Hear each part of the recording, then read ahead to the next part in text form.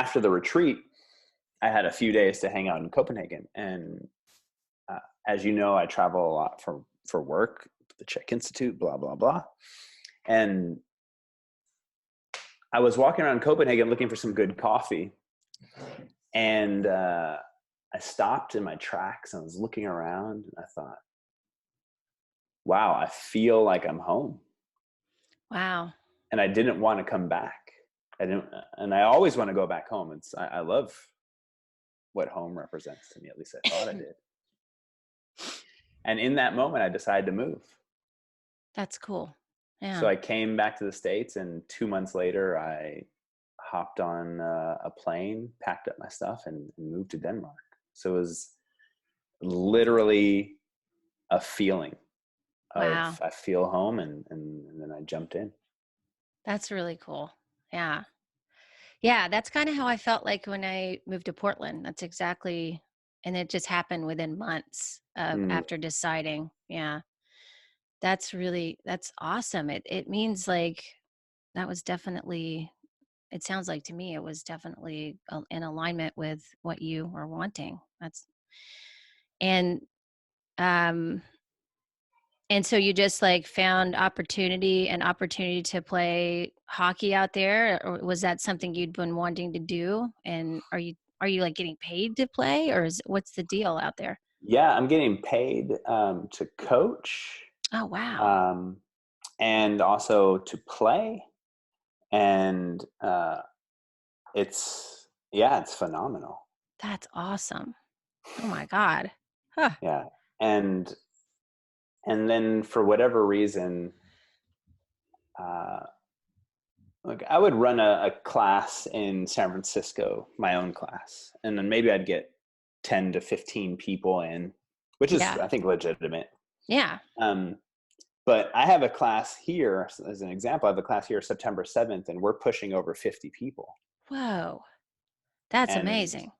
my clientele is exploded here. And Wow. for whatever reason, what I share seems to land very well here. And so business is good. My life is good. Comparatively speaking, cost of living here, at least for me, coming from San Francisco, is cheap. Yeah. Wow. Really? So, yeah, well, the apartment I have here, I pay 10,000 kroner a month, which is about 1,500 a month. Mm-hmm. This same apartment in San Francisco would be around 6,000 a month. Wow. Yeah, that's a lot.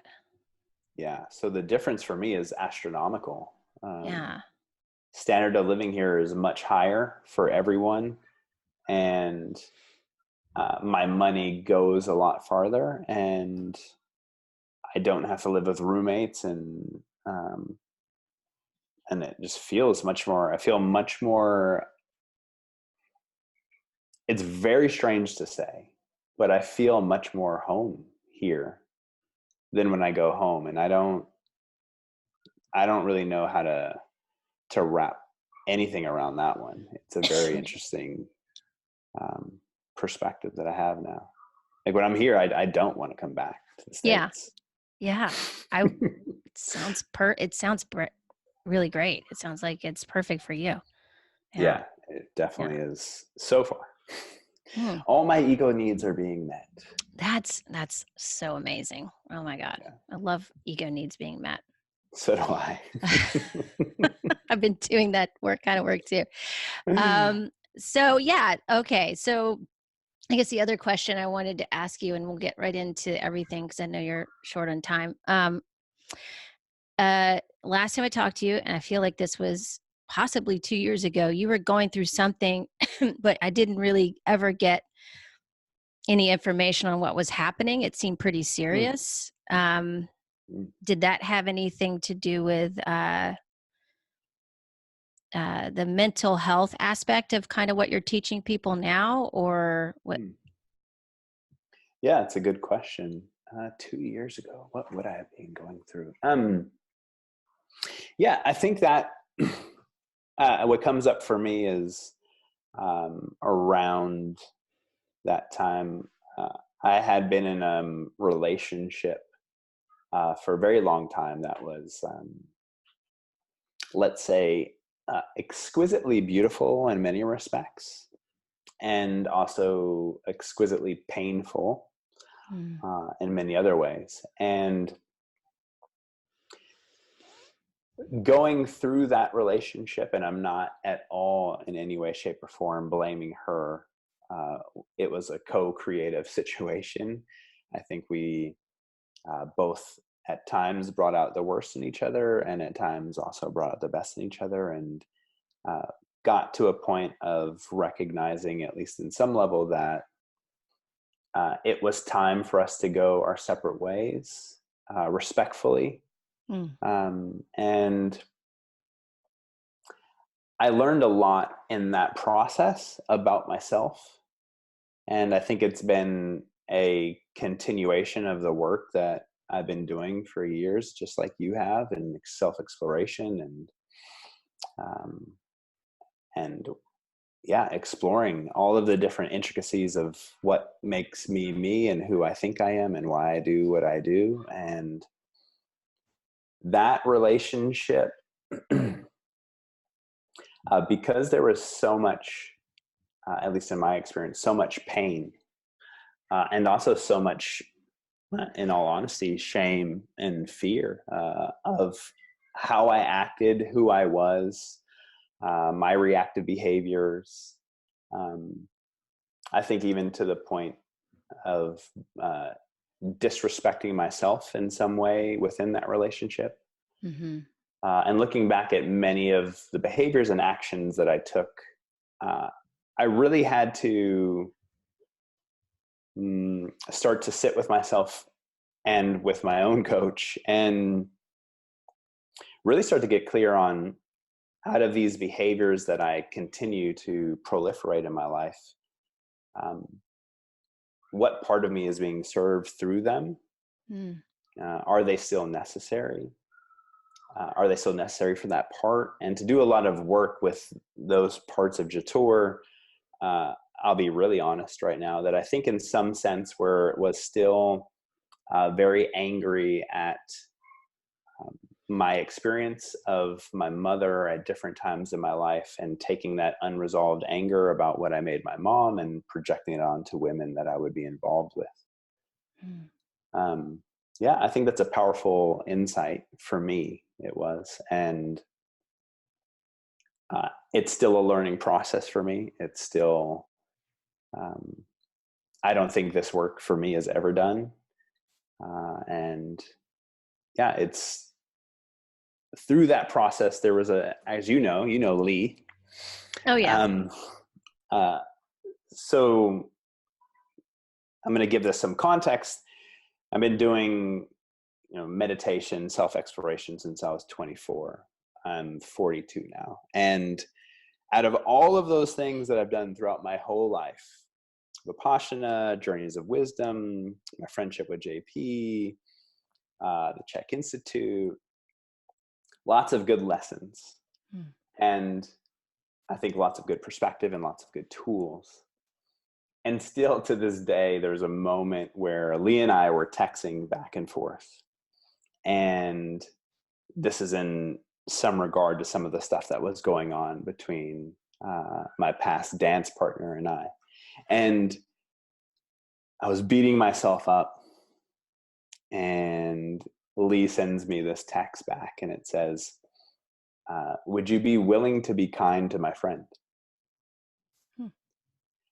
And that for me was one of the most profound statements I've ever heard, because it really, in that moment, what that meant to me was, it was a friend of mine watching me beat myself up, also watching me expose all of the things that I seen that I had done and participated in, and my piece in it, and the accentuate amount of shame and guilt and fear that I was ingesting and placing on myself. Mm. And in all of that, exposing some of my most heinous acts to a person that I care about, for me is a lot of vulnerability and also very scary to do. And to do that and to express these things about myself that I wouldn't want to express to anyone. And to have that person then send me a text saying, would you be willing to be kind to my friend, was such honestly, it was like it was a moment of God. It was, if I was to imagine myself walking into a room with God, whatever that is, a light bulb, I don't know. But as a theme, the light bulb represents something that will never, ever, ever turn its back on you, no matter what you've done, no matter what you've done, no matter how bad you think it is, no matter how much shame you feel about it, no matter how much fear you have about it, no matter how heinous it is, that this entity or this light would never turn its back on, no matter what, it would fully accept you. And not this, can I curse? Yeah. Not this bullshit acceptance. Like, I'm just Yes. saying I'm accepting you and, sweeping my real fucking feelings to the carpet. Right. But Right. legitimate, authentic acceptance, because it's God.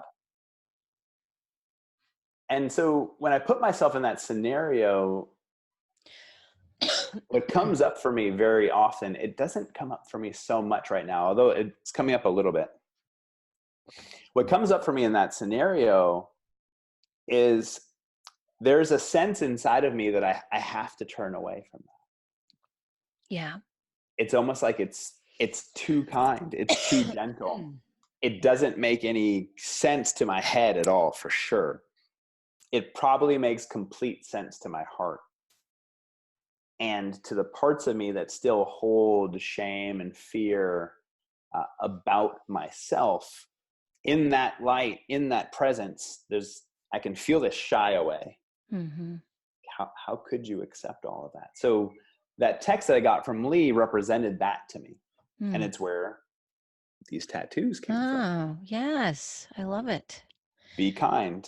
And they're directed toward me. My tattoos are directed toward me. And it's a constant reminder when I'm being self-critical, when I'm being hard on myself, when I'm being judgmental, when I'm being critical of the outside world, when I'm being judgmental of the outside world, when I'm getting lost in that, which is necessary for parts of me. I also am a big believer of balance being this dynamic state, not this static state. So it's a way that I help myself in the periphery remember that moment, which is to be kind to myself, be kind to the part of me that is being critical, that is being judgmental, and to be kind to myself through that, to start to give myself more of what that light bulb would give me. Because if I can, at least from my perspective, if I can authentically give that to myself more and more, and when I say by authentically is I'll also give voice to the part of me that needs to shy away. For me, there's a part of me that can accept that and be that light bulb. And as I do both, the one that needs to shy away over time becomes less and less and less. I think there'll always be a thread of that there. And I think that's also necessary. So yeah, that's my light bulb story. I love that. I love that because, it's the light bulb reminds me of just like that unconditional support and love that's always there, like that true, authentic, like you're saying, and something that is going to just call you out on your bullshit, right? You might not want, but you're like, wait, this, it makes you question if the criticism and the judgments that you're putting on yourself is really true, right? Yeah. So, and then of course it brings you in, and this is, I guess, for me, it brings me into more of a practice of self-love, because it is a practice, especially if we've been doing the self-criticism and overly judging ourselves and being a little too perfectionistic for a long time, right? So for me, I have gone through a process of just practicing that, and like you said, and eventually it gets lighter and lighter, and the shying away part is like wanting attention, right? Mm, So now we're getting more comfortable with it, right? I love that. I also, I think I heard you say somewhere in there too that maybe one of the pieces of why that part can stop shying away, at least in my experience of you, and the work that you've done, and the work that I do is like maybe over time that part can start to stop shying away because it's being acknowledged. And what I mean by that is I'm definitely not a person that's going to say, well, yeah, I fully accept myself and I fully love myself and it's all perfect in here. It's not. It's perfect in the sense of God perfect. But to my ego parts, there's a part of me that still carries shame and fear or apprehension or rage or anger. And for me, I think part of my journey has been almost in a nice big circle now at 42, has been that those other feelings on the spectrum that many of us frame as negative, well, I think at this point in my life, I disagree. I don't think that they're negative feelings. I think that they're simply feelings and sensations and emotions that need to be felt and need to be acknowledged and also need to be accepted like anyone else would, any other feeling would.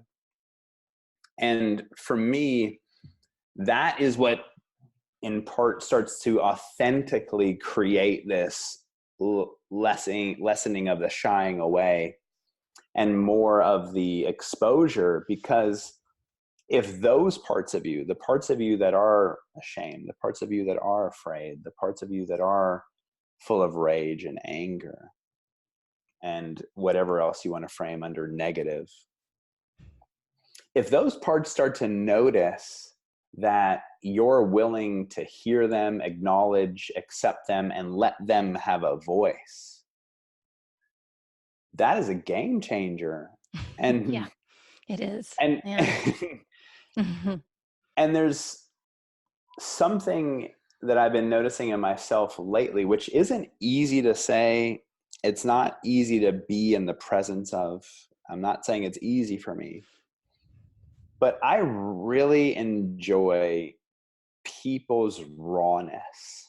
Mm. When people are raw and opinionated and and reactive, there's something I really appreciate about that. Yeah. It's so, in part, it's so much more honest, and it's so less politically correct or spiritually correct, whatever the hell that means.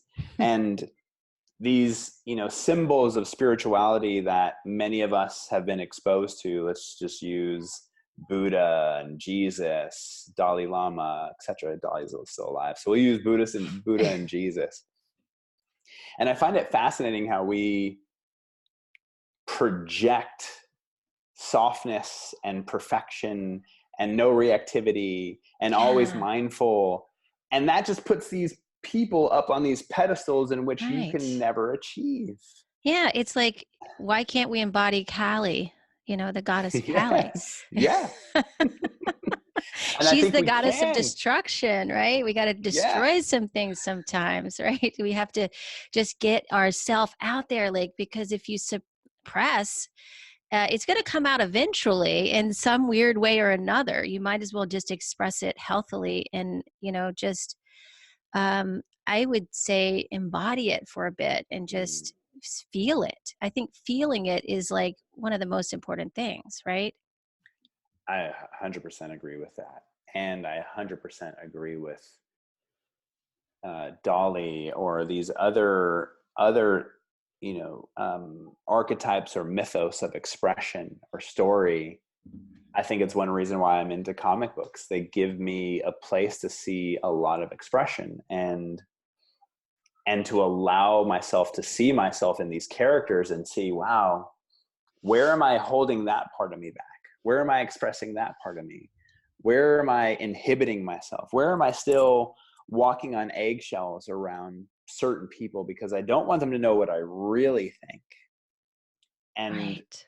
I think at this point in my life and what's gone on over the last 5 years in my life, I was chatting with a friend yesterday, and one of the realizations for me, at least, has been when I look back through my life, right, 42 years on this planet, and I look at the amount of time I have spent contorting, hiding, fitting in, manipulating myself.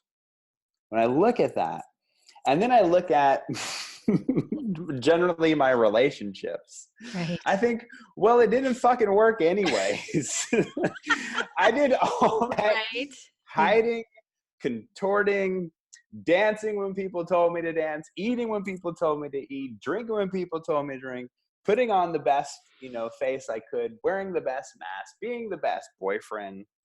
I thought, you know what? That doesn't work anyway. So I'm just going to start being more and more and more raw. yeah. And it sparked something, Allison. It Oh man.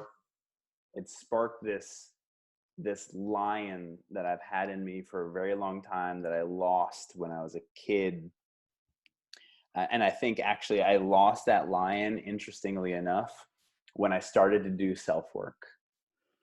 Oh, that is so interesting that you say that, because that is the question, right? Because when we that part of ourself that you lost and that a lot of us lose at some point in our childhood is the part that everybody wants to see, ironically. Yeah.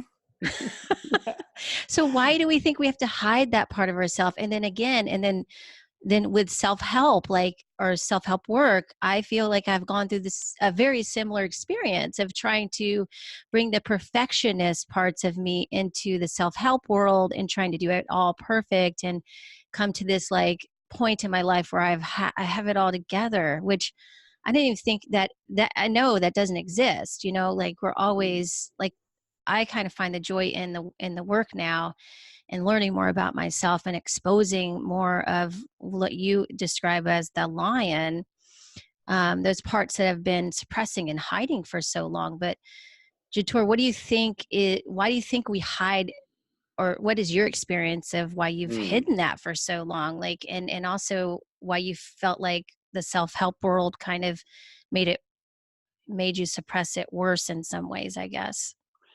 Yeah, I love that. I love this. I love this topic. uh, and so from the self-help place, a couple interesting things immediately come up for me, at least my own personal experience of it, is that in my own personal experience of when I started to do meditation and self-help when I was 24, I think a part of me was getting into it from the perspective, and I think this actually happens for a lot of people, from the perspective of something's wrong with me, Hmm. which immediately already is indicating that some aspect of me feels a sense of shame and fear about who I am. So I need to change it by doing self-help. I need to actually discount this part by helping these other parts and turn my back on parts of me really are. And so through that process, and through the process, interestingly, of becoming a coach, what started to happen to me, at least as I'm kind of reflecting on it, is who I am as a coach and who I am in the self-help world started to become who I am in my life. Hmm. So I think one of the pillars of coaches, I think really good coaches, one of the pillars of a really good coach is they're exquisitely well-versed at minimizing defensiveness Mm. through the use of questions and being Mm-hmm. maybe agenda-less as one can be. Okay, so cool. Works beautifully in the coaching model, works beautifully with my clients. Of course, when I'm working with a client, I personally don't want to be agenda-driven. I don't want to tell my clients how it is. I don't want to actually be very opinionated very often. And it's about them finding their own way. The paradox of that is who I became in all other aspects of my life. And that the lion in me that grew up back in the Bay Area and is opinionated and likes to drive cars fast and likes muscle cars and likes rap music, and Eminem is his favorite artist, and that part of me was still there, but my language and my navigating of life and everyone inside of it, I started to navigate it like a coach. Not that I was coaching, Mm-hmm. but I started to navigate life as if I was always in a coaching room. Mm-hmm. Oh, let's minimize defensiveness. Let's ask lots of questions. Let's not have lots of opinions. And that put out a fire. And on the tail end of this now, that fire got stoked here in Denmark because of some very interesting situations. But that fire being stoked now is very purposeful when I look back, because for me, a very interesting perspective is at times I have to get lost to re-find myself. So going through losing parts of myself through self-help, becoming a coach, was extremely necessary for me to learn all of these different tools, perspectives, ideas, considerations, find my own philosophy, to hone that, to practice it, to be it, to have this exquisite toolbox, and to lose myself in that, to find now this spark of fire and passion and this I always get this image of this big lion with this huge mane, and he's been asleep, for the last few years, and someone came and poked him, right? Yeah. So now he picks his head up, and I have this gif that's this big lion head, and it's cold out, and the lion is just breathing, and there's just you can just see the air coming out. So now that part of me that I lost is re-sparked. But now, instead of funneling through a 24-year-old that doesn't know how to use that functionally, now that he's being funneled through a 42-year-old who has the tools to take that fire and then express it in life with a ton of focus and passion and respectfulness and kindness. Yeah. That is, and I wanted to pull it all the way around because I think it's really important that I'm not saying I took the wrong path. I'm not saying that people shouldn't do self-help. I'm not saying that you shouldn't get lost. I am saying you will get lost and you will get found and you will get lost again and you will get found and you will get lost again. Right. Yeah. That describes it beautifully right there. Yeah. and as you know from our childhood stuff, well, not many of us were accepted, and I like that word better than loved, accepted for who we wanted to be within the family. Even if we were in families that accepted us, let's just say 50%. Okay, you're a kid though. This is the piece that people often forget, which blows my mind, is you're a kid. And people forget often what it's like to be a kid.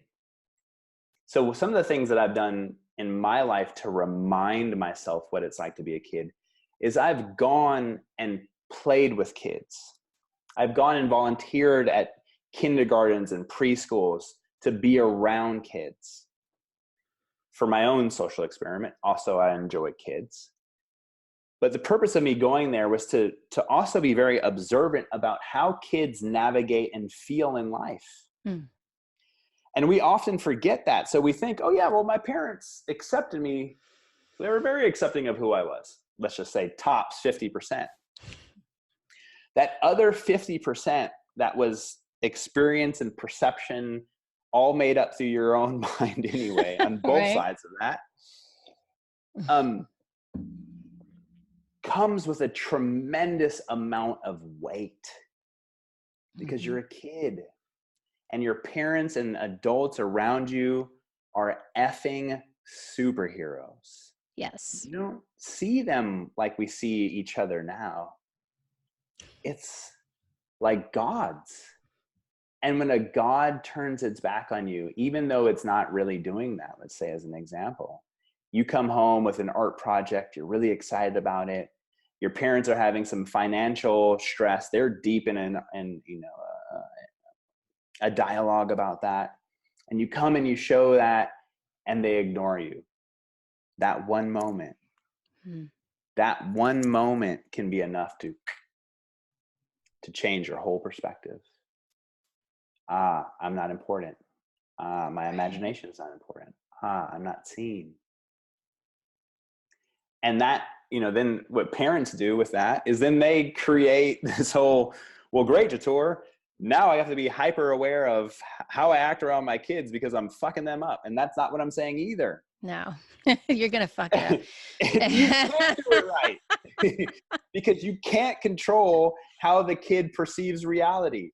Yeah. Good luck doing that. And it's what we all continue to do with each other. So this is back to that lion. I am more and more and more aspects of me realizing, you know what? I can't control how people perceive me. Okay. And that's becoming more and more my truth.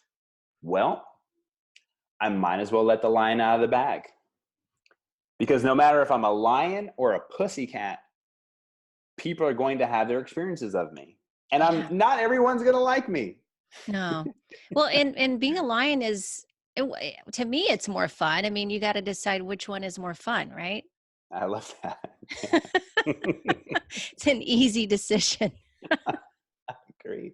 It's definitely more entertaining. That's for Yeah. sure. Yeah, I think always being yourself is more fun anyway. But yeah, I can totally relate also to what you said earlier about contorting. And I'm sure many of the listeners can relate to that too. Really changing ourselves for relationships or,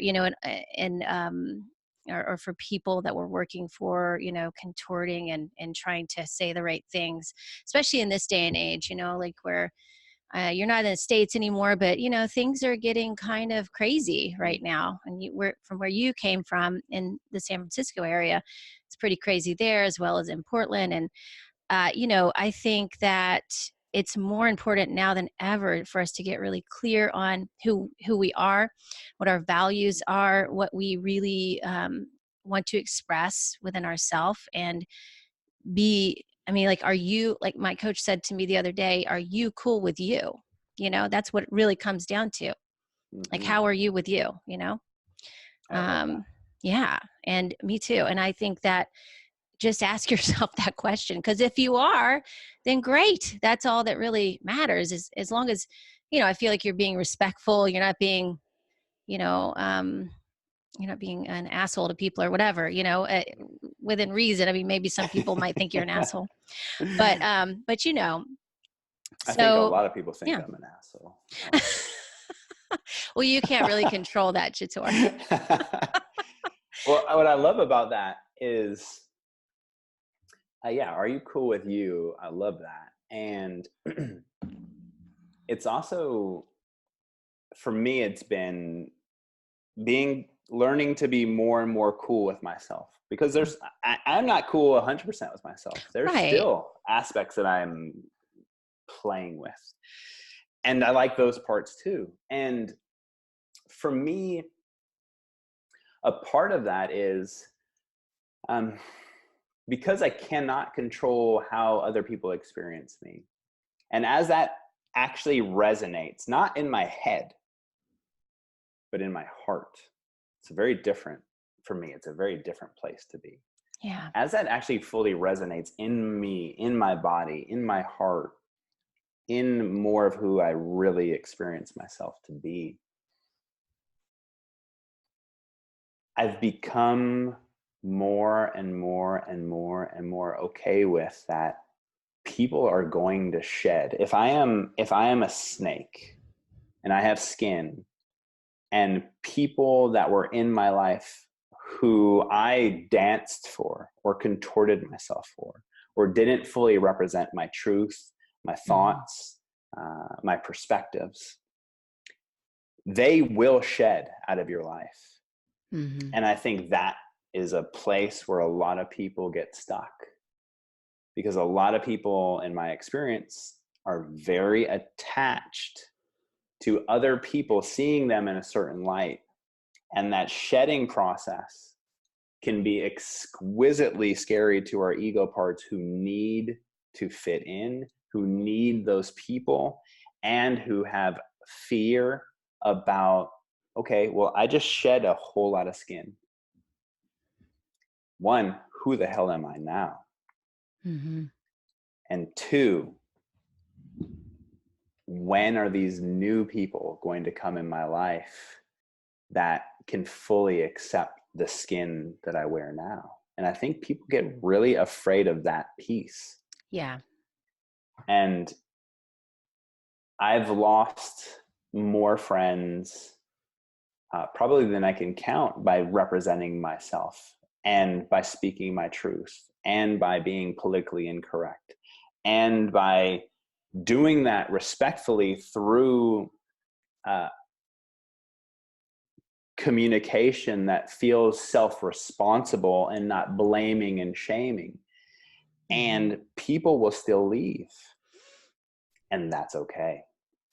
Yeah. That bridge, though, for people to get to a place of being okay with shedding 90% of the people in your life, even some of your family, Mhm. not because out of, defiance or disrespect, but because it doesn't fit anymore with who you want to be and they can't accept who you are.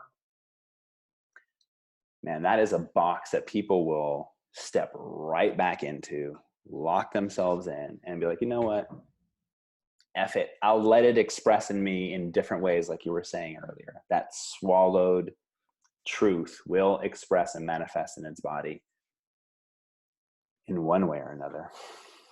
Absolutely. Yeah. And what I was thinking about when you were talking about shedding people, and I think it's threatening to people sometimes when you do kind of start expressing those other parts of yourself. It could be that way, and people may, maybe it causes them to reflect them themselves to back to them and say, okay, well, I'm not doing that, but I see my friend doing that. And that's, threatening to me because then I feel like I'm not growing or whatever, Mm, So I think also we can't let, we have to also decide like if we're letting other people stifle our growth, right? mm, And if you're living because other people expect to see you in a certain way or they're used to that, and that's not serving you. You're not really again, you're kind of swallowing your truth in that situation. And so, oh, the other thing I was going to say about that is codependency. That's called a mm, codependent relationship, right? So mm. when we're kind of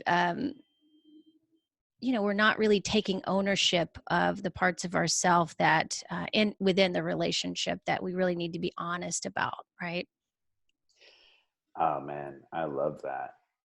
It brings me back to this, you know, this past relationship that I was in, and there was a moment. I think she's a beautiful, intelligent woman, and there was a moment in that relationship where we were having a talk, and we were talking about what was going on with us, and she said something to me that just popped in, and around codependency, and she said, uh, who you presented yourself to be the first 4 years of this relationship isn't who you are. And of course, there's her rose-colored glasses, her projection, her infatuation of who she thought I was. Of course, that's true from the beginning. And of course, that happens both ways. But what was really profound about it in that moment for me was I looked at her and I said, you're right. You're 100% right. Because when I met you, I was more codependent than I am today.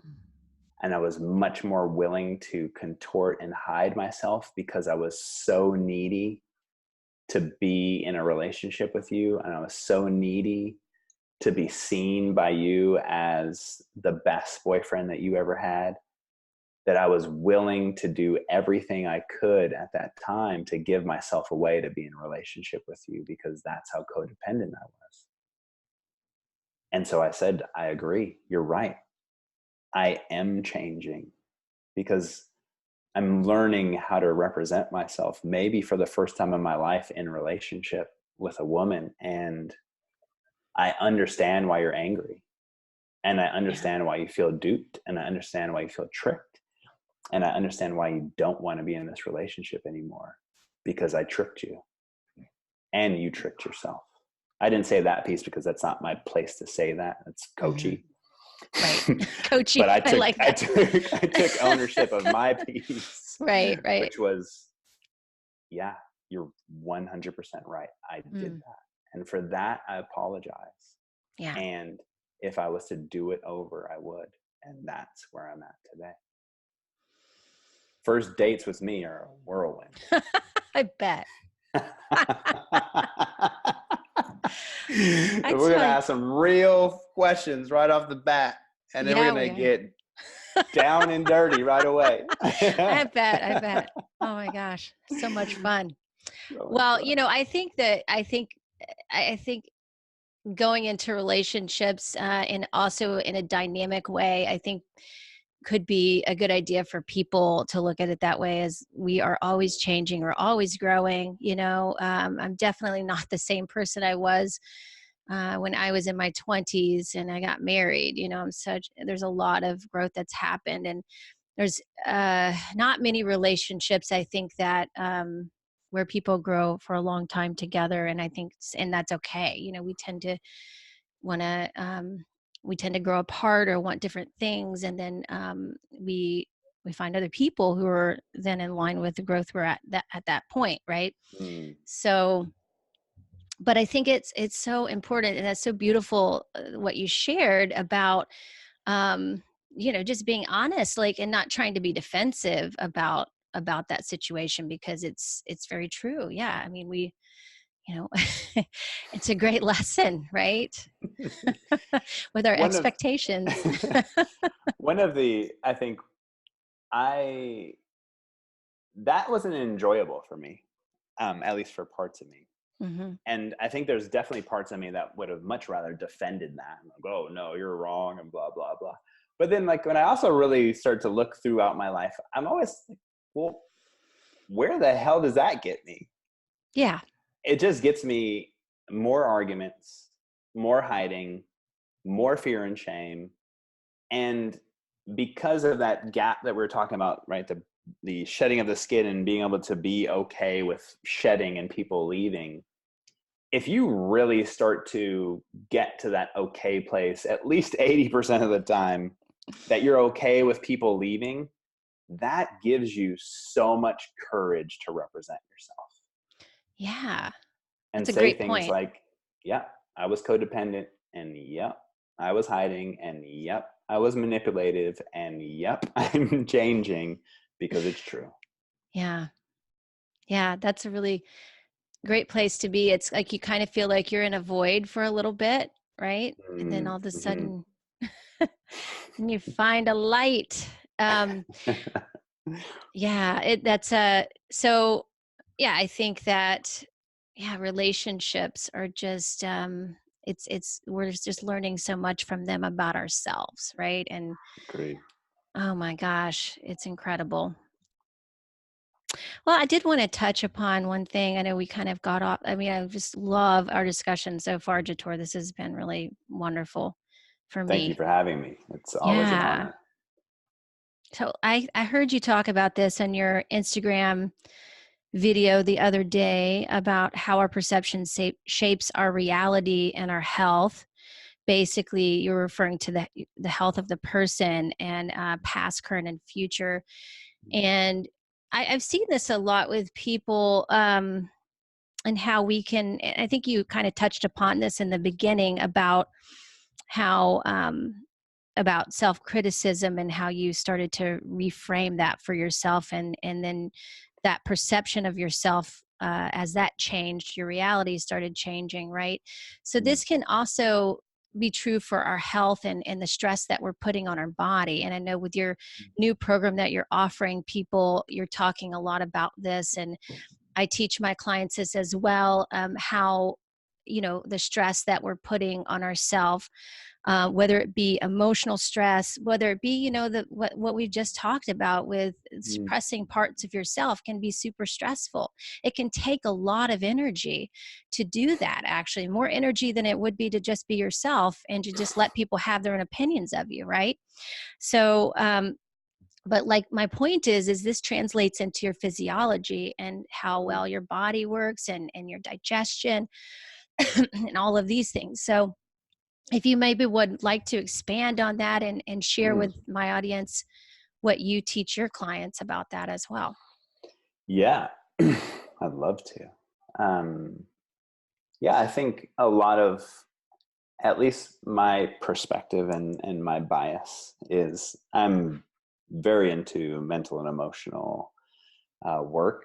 And um, what I think is really fascinating about some of what you just shared and how that shows up in our physiology, even around these things that are hidden, unresolved, background, subconscious, is that they very much so affect our physiology directly. And one of the best ways, at least for me, that I can give this technical explanation of how that happens, but one of the best ways that I think resonates most with people is that um, you have a trigger point. Yeah. And most people don't know they have trigger points. They don't know that they have trigger points until they put a foam roll on it Hmm. or they go to a massage therapist. Okay, so that represents the subconscious pain that is there all the time. You just don't know it's there. Okay. Now, then we look at the physiology of a trigger point. Well, interesting. Trigger points don't get as much cellular respiration. They Hmm. don't get as much nutrition. They don't move out as much metabolic waste. The pain's there because there's an issue in stagnant energy, as well as, interestingly enough, trigger points also affect joint mechanics because they affect length tension of musculature. Huh, they affect joint mechanics. Great. That means they affect posture, they affect movement, they affect how you feel, they affect how you feel in your body. Okay, so rewind all that.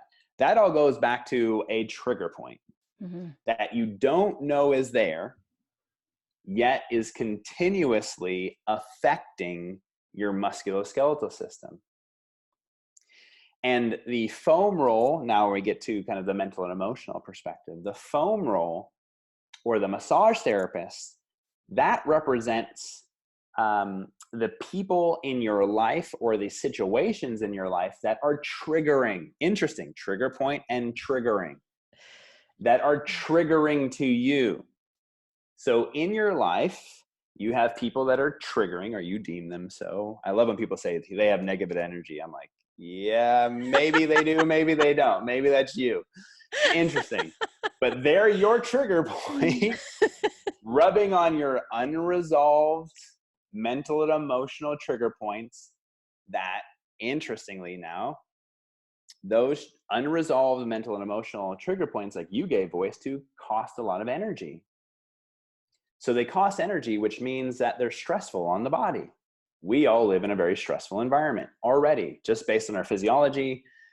we're living in an environment that's mismatched with our physiology. It just doesn't match up.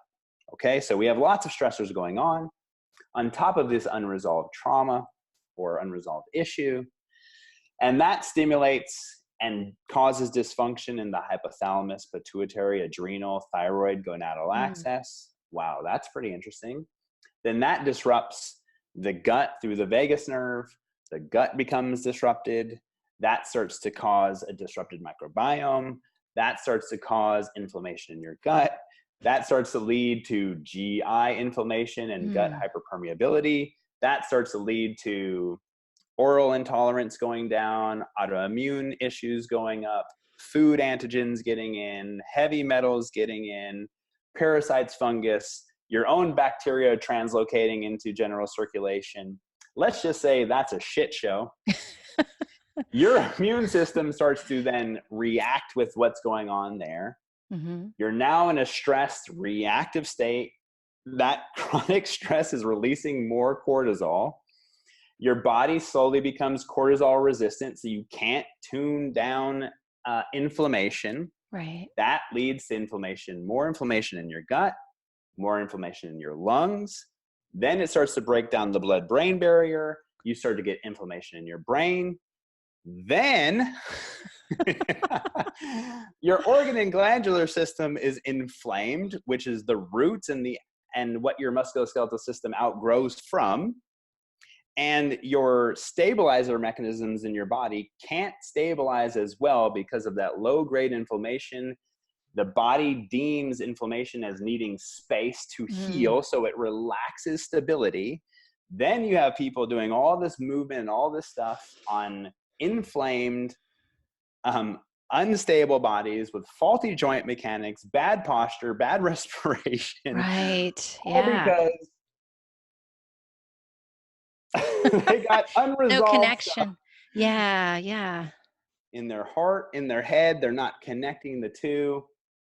And they think, oh, well, that's all BS. Well, good luck with that, because it is a physiological fact that trigger points change musculoskeletal system. And those are things that you cannot feel and you don't know are there. Yeah. Drop the mic. That was amazing. Oh my God. Well, thank you, Jator. Quickly, I know you got to go, but can you just leave everybody with your information on how to contact you? And you have a new program called Restore 60 that's coming out right now that people can sign up for. It's out right now. It starts September 10th. Restore60.com. It is the fastest and quickest deep dive into your heart, mind, gut, reducing inflammation. In 8 weeks, you can dive into what I just talked about. Yes, we dive into nutrition. Yes, we dive into lifestyle. Yes, we dive into gut healing. Yes, we dive into reducing inflammation. But we also dive into all of the undercurrents emotionally. What do those things represent to us? Where do they come from? What do they mean to us? How do we process them? Why do we self-sabotage? Why are we afraid of change? Why are we more afraid of being different? So that's all in there. It's my baby. It's my heart. It's what I've learned over 20 years of coaching people. What are the big pillars that we can pull to create the most amount of change in the shortest period of time? Because everybody wants it so fast. I know. Isn't that the truth? truth? Facebook group. I coach live one-on-one with volunteers throughout the group, which is super fun for me and also super scary. And wehlc.com is my website. Explore with Jator on Instagram, Explore with Jator on YouTube, and I'm also on Facebook. And super honored to be here. Love you very much, sister. I love you too. All right, Jator. It's been a pleasure. I'll talk to you soon. And I texted you already. Okay, great. See ya. See ya. Bye. Bye.